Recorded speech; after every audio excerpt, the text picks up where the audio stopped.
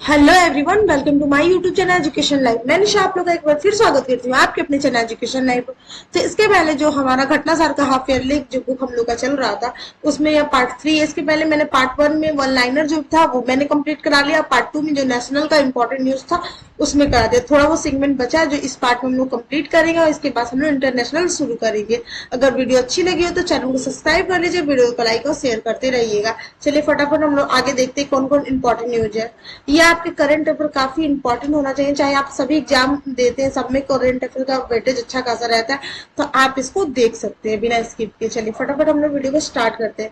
भारत की जो नौवहन प्रणाली में सुधार के लिए इसरो का जो 100वां प्रक्षेपण, तो जो भारतीय अंतरिक्ष अनुसंधान संगठन ने अपना 29 जनवरी 2025 को अपने 100वें प्रक्षेपण के जो navigation and position system satellite NVS-2, तो NVS-2 क्या है, तो ये एक सैटेलाइट है जिसको प्रक्षेपण किया गया था GSLV 15 के द्वारा। ठीक है, तो बस इतना याद करना है। इसमें आपको मैं जो जो इम्पोर्टेंट है मैं वही चीज आपको पढ़ाऊंगी, लाइन बाई लाइन नहीं पढ़ाऊंगी। अगर आपको मन करे तो आप लोग पूरा पढ़ लीजिएगा, लेकिन मेरे हिसाब से पढ़िए, ज्यादा इजीली ये बुक खत्म हो जाएगा। तो जो भारत का जो नाविक तंत्र है, नाविक तो नाविक क्या है, नेविगेशन तंत्र है। क्या है, नेविगेशन तंत्र है। ठीक है, उसी के अंडर ये भी आता है। बस इसमें यही इंपॉर्टेंट है। नेक्स्ट हमारा वन स्थिति रिपोर्ट 2023, काफी इंपॉर्टेंट ये रिपोर्ट है। ये हर 2 साल पे आता है, तो 2021 आया था, इसके बाद ये 2023 आया। तो ये काफी इंपॉर्टेंट है, यहाँ से क्वेश्चन बने, 1 या 2 नंबर क्वेश्चन बनने के चांसेस बहुत ज्यादा है।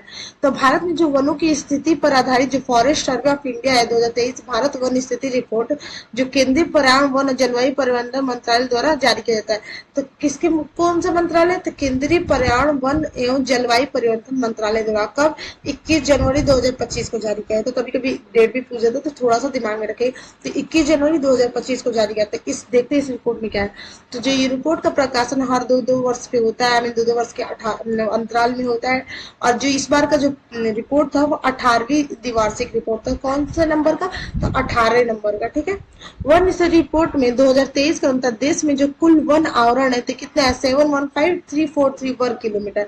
तो कुल वन आवरण क्या है, 715,383 वर्ग किलोमीटर। जो देश के कुल भौगोलिक क्षेत्र कितना है, 21.76% है। कितना है, 21.76% है। इसके जो अतिरिक्त 112,014 वर्ग किलोमीटर जो वृक्ष आच्छादित क्षेत्र है, जो कुल भौगोलिक क्षेत्र का 3.41% है। ठीक है, टोटल में देखिए कि कुल वन वृक्ष जो फॉरेस्ट एंड ट्री कवर है, तो टोटल इनको ऐड करेंगे तो ये होगा 827,357 वर्ग किलोमीटर, जो कुल भौगोलिक क्षेत्र का 25.7% है, 17% है।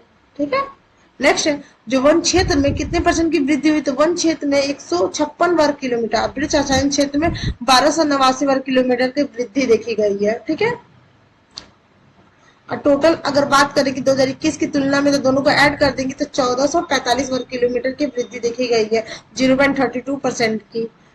तो ये थोड़ा सा नंबर आपको याद था। रिपोर्ट के अंदर देश में राज्यों में सर्वाधिक वन कहाँ है, तो सबसे ज्यादा मध्य प्रदेश में, फिर अरुणाचल प्रदेश में, फिर छत्तीसगढ़, सबसे ज्यादा MP में, फिर अरुणाचल प्रदेश है, फिर छत्तीसगढ़ में। ठीक है, और कुल भौगोलिक क्षेत्र में वन क्षेत्र के प्रतिशत की दृष्टि देश का पहला स्थान लक्षद्वीप का है। ठीक है, इसके बाद मिजोरम और फिर अंडमान निकोबार। देखते हैं, अगर वन क्षेत्र में सर्वाधिक वृद्धि वाले 3 राज्य में कौन कौन से, मिजोरम है, गुजरात है, उड़ीसा। वन क्षेत्र में अगर सबसे ज्यादा वृद्धि कहाँ देखी गई, तो मिजोरम में देखी गई है, फिर गुजरात में देखी गई है, फिर उड़ीसा में देखी गई है। ठीक है, अगर वही बात करें कि वन वृक्ष आवरण में सबसे ज्यादा वृद्धि 5 राज्यों में, छत्तीसगढ़, उत्तर प्रदेश, उड़ीसा, राजस्थान और झारखंड में देखी गई है। ठीक है, तो आप लोग को थोड़ा बहुत डाटा 1-2 बार देखेंगे तो ये याद हो जाएगा। चलिए, हाँ, ये जो वन स्थिति रिपोर्ट 2023 के अनुसार देश में जो बांस आधारित क्षेत्र है उसमें कितना है, 154,670 वर्ग किलोमीटर है, जो 2021 की तुलना में कितना परसेंट की वृद्धि है, तो 5227 वर्ग किलोमीटर। तो बस ये ना याद चलेगा, लेकिन ये डाटा याद रखेगा कि जो बांस क्षेत्र में 5227 वर्ग किलोमीटर की वृद्धि हुई है। और कुल जो कार्बन स्टॉक है इतना है मिलियन टन है, जो पिछले के कितने टन में वृद्धि हुई, तो 81.5 मिलियन टन की वृद्धि हुई। तो ये थोड़ा डाटा याद रखिएगा कि जो कार्बन स्टॉक है 81.5 मिलियन टन की वृद्धि हुई है। ठीक है, और जो कच्छ वनस्पति आवरण क्षेत्र में कितनी वृद्धि हुई है, तो ये हुई है 7.43 वर्ग किलोमीटर, कम था, जो इस समय 0.15% है। ठीक है, इसमें जो इम्पोर्टेंट है मैंने बता दिया आपको। नेक्स्ट हमारा श्रीलंका के राष्ट्रपति की भारत है। तो जब भी कोई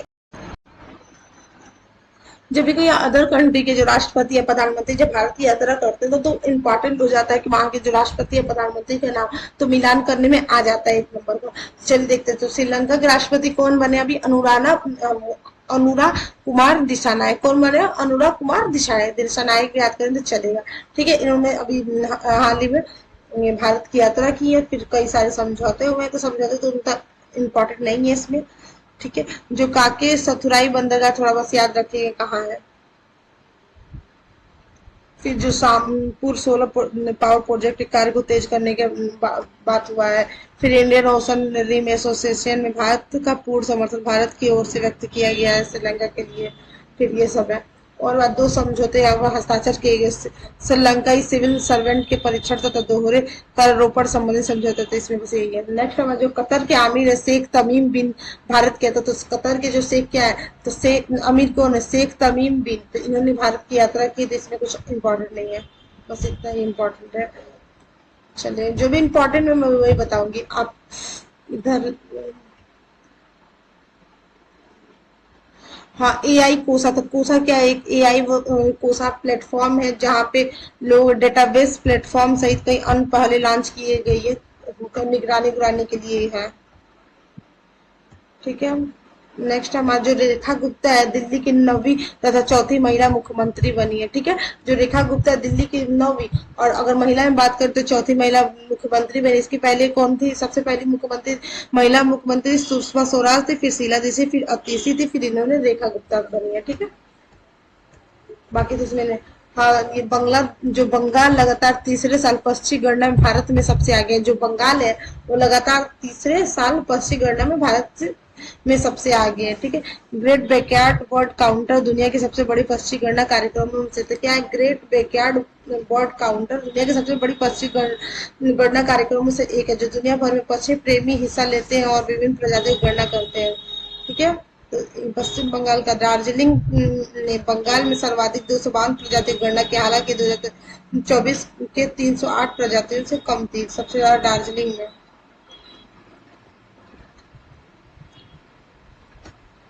चलिए, तो थोड़ा सा इसको याद रखिएगा। हाँ, ये देखिए काफी इम्पोर्टेंट, जो राष्ट्रीय हल्दी बोर्ड का गठन, तो राष्ट्रीय हल्दी बोर्ड का गठन हुआ, इसके जो नए अध्यक्ष बने श्री पल्ले गंगा रेड्डी। कौन बने, श्री पल्ले गंगा रेड्डी। हल्दी उत्पादन वाले शीर्ष दो राज्य के अंदर पहला मध्य प्रदेश, महाराष्ट्र और दूसरा तेलंगाना।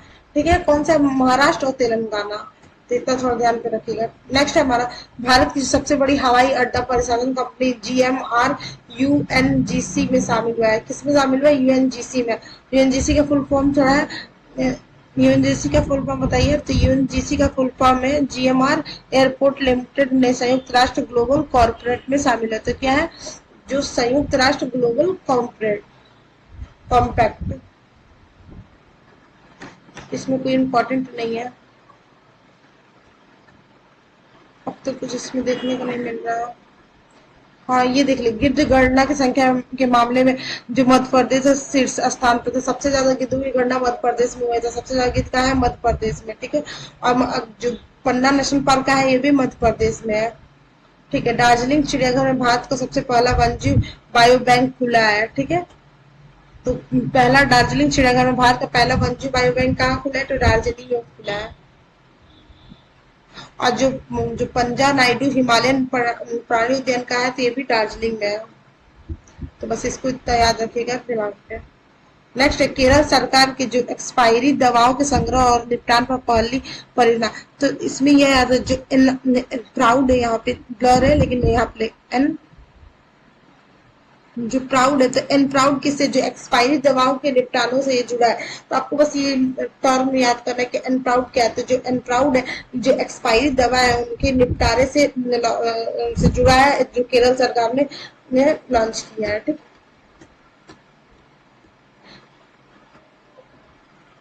देश की जो प्राकृतिक परीक्षण अभियान के नाम 5 गिनीज वर्ल्ड रिकॉर्ड है, तो कौन कौन से, तो ब्लर हो गया। अब भारत के पहले कांच पुल का उद्घाटन, तो तमिलनाडु के मुख्यमंत्री एम.के. स्टालिन ने 30 दिसंबर भारत के पहले कांच पुल का उद्घाटन जो कन्याकुमारी में स्थित है। ठीक है, यह पुल विवेकानंद रॉक मेमोरियल और और जो 133 फीट ऊंची तिरुवल्लम प्रतिमा को जोड़ता है। ठीक है, इतना आप लोग याद रखिएगा। नेक्स्ट जो स्वच्छ सर्वेक्षण 2024 के लिए नया, भारत में शहरी स्वच्छता और कचरा पर महत्वपूर्ण प्रगति की, जैसे स्वच्छता सर्वेक्षण पहल के माध्यम से स्वच्छता के नए मानक स्थापित किए गए हैं। ठीक है, तो इसमें थोड़ा सा देखना है इम्पोर्टेंट कौन कौन सा है। तो इस वर्ष सुपर स्वच्छ लिंग की अवधारणा शुरू की गई है। उन शहरों को मान्यता दी जो पिछले 3 वर्षों में लगातार स्वच्छता में उत्कृष्ट प्रदर्शन कर रहे हैं। तो किन को मान्यता दी गई है?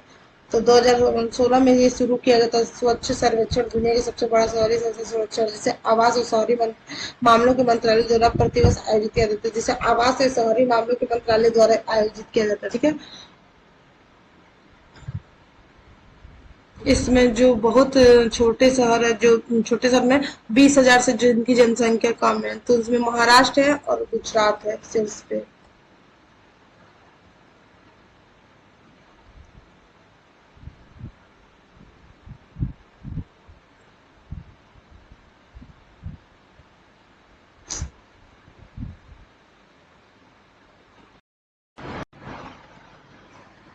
तो जो संसद में नई जो 6 भाषाओं के लिए अनुवाद सेवा विस्तार हुआ था, कौन कौन सी? तो बोडो है, डोंगरी है, मैथिली है, मणिपुरी और उर्दू संस्कृति समेत 6 नई भाषा।